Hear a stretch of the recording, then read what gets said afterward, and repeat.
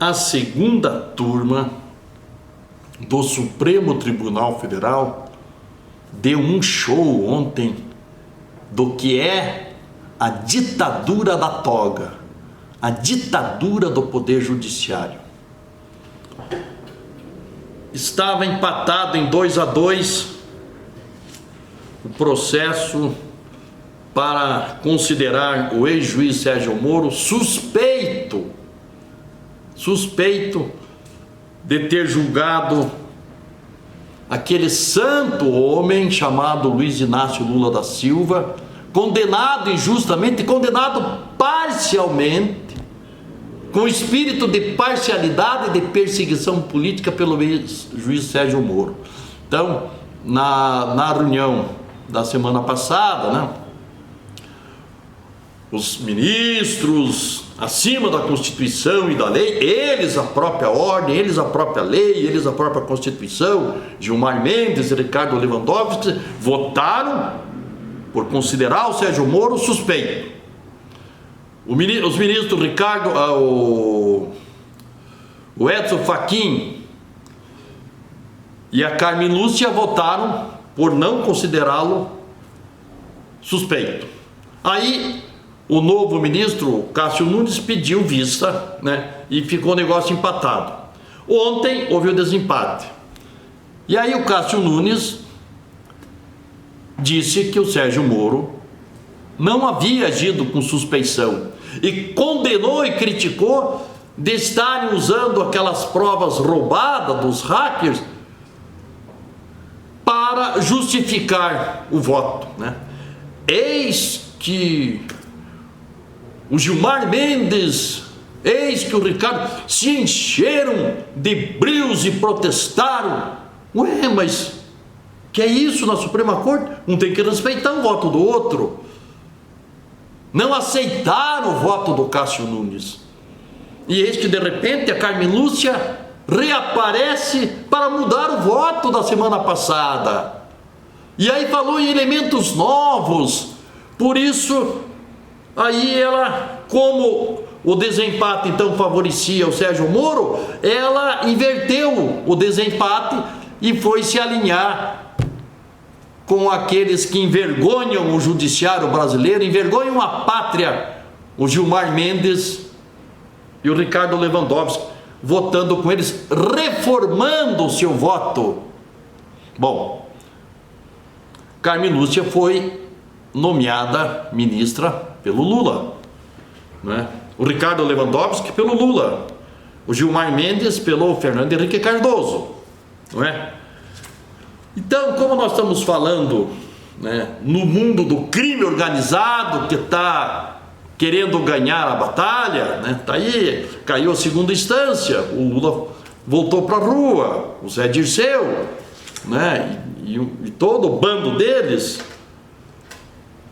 Como essa ministra vai mudar o voto, dizendo que houve elementos novos? Aí vem o Fachin e diz assim: não existe nenhum elemento novo desde 2018, quando o habeas corpus deu entrada no Supremo. Nenhum elemento novo. Ou seja, falou para a ministra: não venha inventar moda aqui, não minta. Não venha dizer de elemento novo, porque não existe elemento novo. Qual seria o elemento novo? A pressão em cima dela. Escute, foi o Lula que nomeou você. Nós estamos cobrando essa nomeação tua aí, você mude teu voto. Não há outra explicação. Não há outra explicação. E aí, ela altera o voto. Mas não se concebe isso no ministro do Supremo. 10 dias atrás ele deu o voto, agora ele pega e muda. Mas como assim? Isso se chama insegurança jurídica. O Gilmar Mendes foi um dos grandes defensores da condenação do primeiro processo, né, que condenou aqueles petistas ao tempo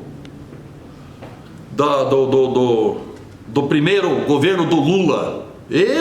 Foi ele que cunhou a expressão lá da roubalheira do PT, dizendo que o PT tinha dinheiro para pelo menos 20 anos ficar no poder.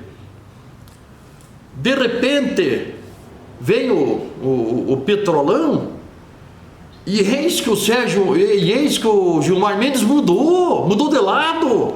Tudo que ele falava não vale mais. Tudo que ele falava não vale mais, passou a valer agora. Ele passou a se alinhar com o Ricardo Lewandowski, com quem havia se atritado duramente no mensalão, no processo do mensalão, não é? Daí, ministro do Supremo, daí ele chama aquilo que evoluiu, cresceu, teve a ideia iluminada. E assim se deu com a Carmen Lúcia no dia de ontem. Então, realmente, a intervenção militar com o presidente Jair Bolsonaro se faz uma necessidade urgente, porque é preciso aposentar aquele povo lá, como diz o Roberto Jefferson, os 11 urubus, até não precisa ser 11, 6, 7 agora tá aí? 7 com a Carmen Lúcia, né? 7 com a Carmen Lúcia. Porque é uma vergonha esse voto dessa senhora aí. Essa senhora não honra mais Minas Gerais, como o Fachin não honra mais o Paraná. Então ele tem que fazer essa reflexão, porque os ministros estão lá ao sabor da ideologia, né? Mais um pouco eles vão prender o Sérgio Moro e vão conferir ao ex-presidente Lula a medalha, vão condecorá-lo como o homem mais honesto, que merece voltar para a presidência da República. Quer dizer, aonde nós chegamos? A um absurdo. E aquele povo que está acima de tudo e de todos, eles são a própria lei, eles são a Constituição, dão um espetáculo dantesco de agressão aos bons costumes, à moralidade, à dignidade da sociedade brasileira.